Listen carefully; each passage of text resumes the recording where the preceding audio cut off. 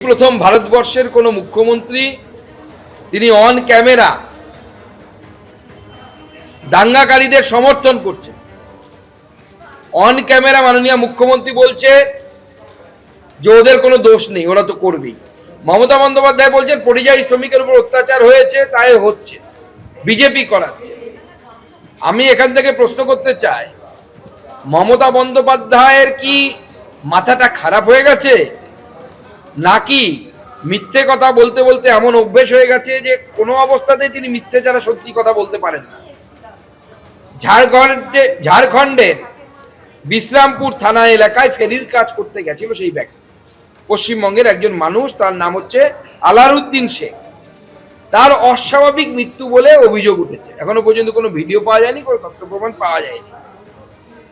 ঝাড়খণ্ড সরকার তো বিজেপির সরকার নয়, ঝাড়খণ্ড সরকারে তো মুখ্যমন্ত্রীর ভাই, মুখ্যমন্ত্রীর বন্ধু সরকার, সেখানে তো বসে আছে হেমন্ত সোরেন সাহেব।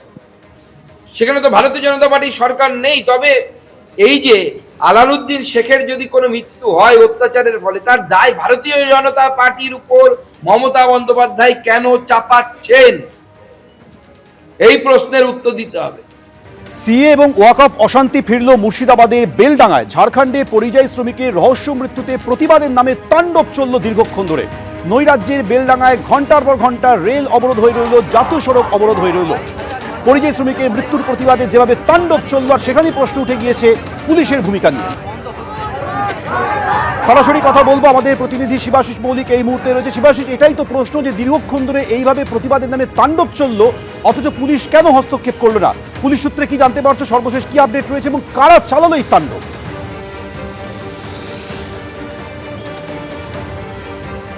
একদমই তাই ঝোমেন, এই প্রশ্নটাই সকলের সামনে উঠে আসছে যে কারা চালালো এই তাণ্ডব।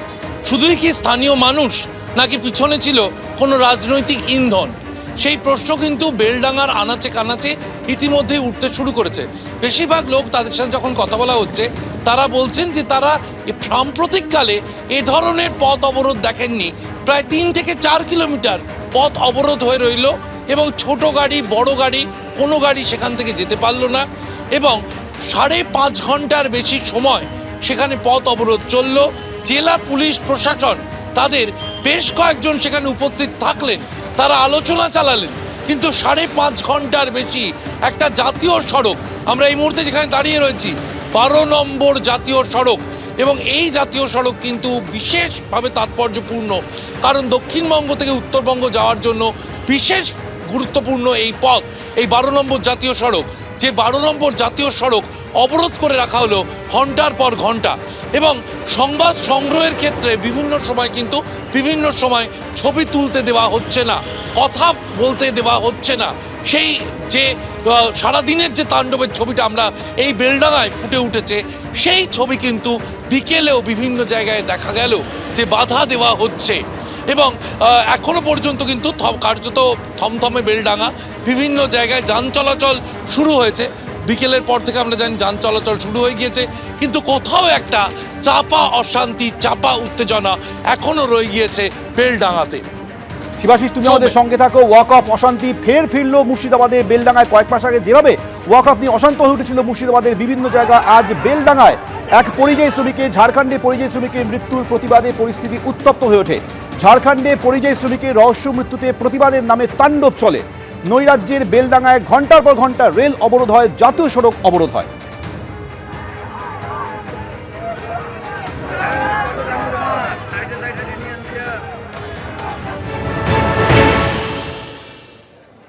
মহেশপুরের সেই জাতীয় সড়কে দাঁড়িয়ে রয়েছি। দুই দিকের যে লেন, দুই দিকের লেন কিন্তু বন্ধ, এবং তোমাকে দেখানোর চেষ্টা করব যে দুই দিকের লেনে প্রচুর মানুষজন তারা অবরোধ করে আছেন এবং দীর্ঘ যানজট রয়েছে দুদিকেই।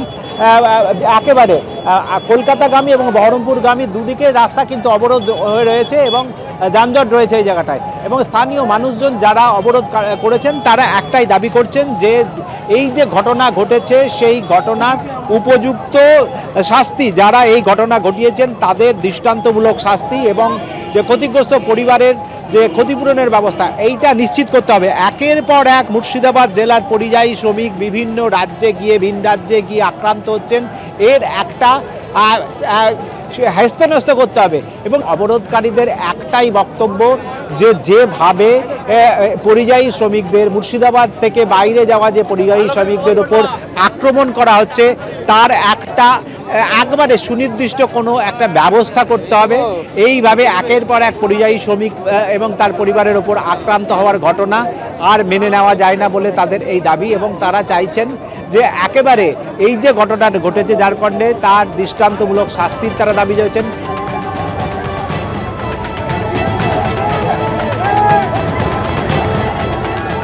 একেবারে পদস্থ পুলিশ আধিকারিক যারা রয়েছেন তারা স্থানীয় বাসিন্দাদের বেশ কয়েক ঘন্টা ধরে বোঝানোর চেষ্টা করছেন অবরোধ তুলে নেওয়ার জন্য এবং সমস্ত রকম ব্যবস্থা করা হবে, তাদের দাবি মানা হবে। কিন্তু মানুষজন কিন্তু একেবারে এখনো পর্যন্ত অনড় রয়েছেন। তারা চাইছেন যে আরও উচ্চপদস্থ আধিকারিক বা প্রশাসনিক আধিকারিক তাদের এসে এই আশ্বাস না দিলে তারা এই অবরোধ তুলবেন না। ডিএম ছাড়া আমরা অবরোধ দিব না, এখানে বললে মারছে। আমরা কি দেশের নাগরিক না? আমাদের রক্ত মাংস নাই, আমাদের স্বাধীনতা নাই। স্বাধীন দেশে আমরা এখানে ডিএম কে চাই, মুখ্যমন্ত্রীকে চাই। শুরু হয়েছে, এখনো ডিএম ছেড়ে আসেনি, এসপি কুমার শানিরাজ আসেনি, ওসি কেউ আসেনি, কোন মন্ত্রী আসেনি, কোন নেতা আসেনি। এইরকম দীর্ঘ ঘটনা। আগামী উড়িষ্যায় হলো আমাদের জুয়েল রানা, ও মারা গেল কিছুদিন আগে, ঝাড়খণ্ডে মারা গেল, আজ সেই সেম ঘটনা মারা গেল। এখনো কোনো বছর নাই। মুখ্যমন্ত্রী এসে আমাদেরকে এখানটা আমাদের সিদ্ধান্ত লেখ, যারা যাদের বাড়ি লাশ মরে গেছে তাদের বাড়ি যাক, তাদের বাড়ি যেয়ে তাদের সহযোগিতা করুন। আন্দোলনকারীরা অনড় রয়েছেন যে সর্বোচ্চ যে আধিকারিক রয়েছেন, প্রশাসনিক আধিকারিক এবং সর্বোচ্চ জনপ্রতিনিধি যারা রয়েছেন, তাদের যতক্ষণ না আসবেন ততক্ষণ এই তাদের আন্দোলন কিন্তু চলবে। বেলডাঙ্গায় এই তাণ্ডব বিজেপিকে নিশানা করেছেন মুখ্যমন্ত্রী মমতা বন্দ্যোপাধ্যায়। তিনি বলছেন রাজনৈতিক স্বার্থ চরিতার্থ করার জন্য উস্কানি দেওয়া হচ্ছে, বিজেপি দাঙ্গা লাগানোর চেষ্টা করছে। বেলডাঙ্গায় কাদের প্ররোচনায় এই ঘটনা ঘটেছে সবাই জানে। কি বললেন মুখ্যমন্ত্রী শোনাবো।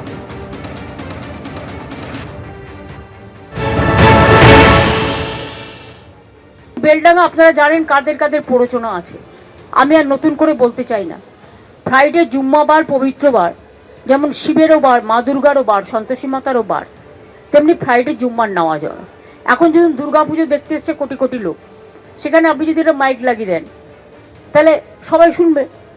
তো ফ্রাইডে জুম্মাবার এমনি সংখ্যালঘুদের কাছে একটা সেন্টিমেন্ট আছে, সেখানে সবাই ফ্রাইডে জুম্মার নামাজ করতে এসছে।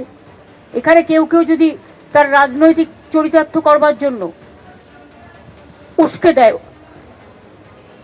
সংখ্যালঘুদের ক্ষোভটা স্বাভাবিক। মাইগ্রেন্ট লেবারদের উপর যে অত্যাচার হচ্ছে প্রত্যেকটা কেস আমরা টেক আপ করছি, এফআইআরও হয়েছে প্রত্যেকটা, আমরা অ্যারেস্টও করব, অ্যারেস্ট আমরা করছি এবং করব। মাইগ্রেন্ট ওয়ার্কার যাদের উপরে অত্যাচারিত হচ্ছে সব পরিবারকে আমরা সাহায্য করছি, করব। কিন্তু যা করছে সেটা অন্যায় এবং এটা বিজেপি রাজ্যগুলোতে হচ্ছে। তাহলে বিজেপি বাংলায় কি করে বলে যে আমাদের ভোট দিন, যেখানে অন্য রাজ্যে বিজেপি আছে, বাংলা বললেই তার উপর অত্যাচার করা হচ্ছে, সেখানে তারা কি করে আশা করে যে বাংলার মানুষ ওদের পাশে থাকবে? এই 2 মাসে 200 বার নোটিশ এসছে, বিএলওরা প্রেসারে পাগল হয়ে যাচ্ছে, ইতিমধ্যে 100 জনের মতো লোক মারা গেছে।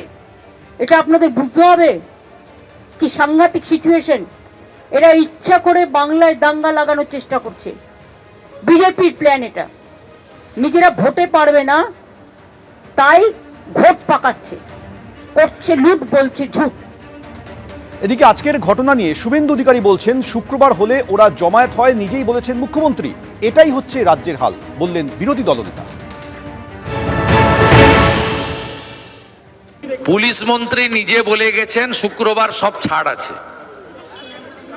উনি নিজেই বলে গেছেন যে শুক্রবার দিন ওরা একটু জমায়েত হয়, একটু প্রতিবাদ করে। এইটা হচ্ছে পশ্চিমবঙ্গের পুলিশ মন্ত্রী তথা মুখ্যমন্ত্রীর বক্তব্য।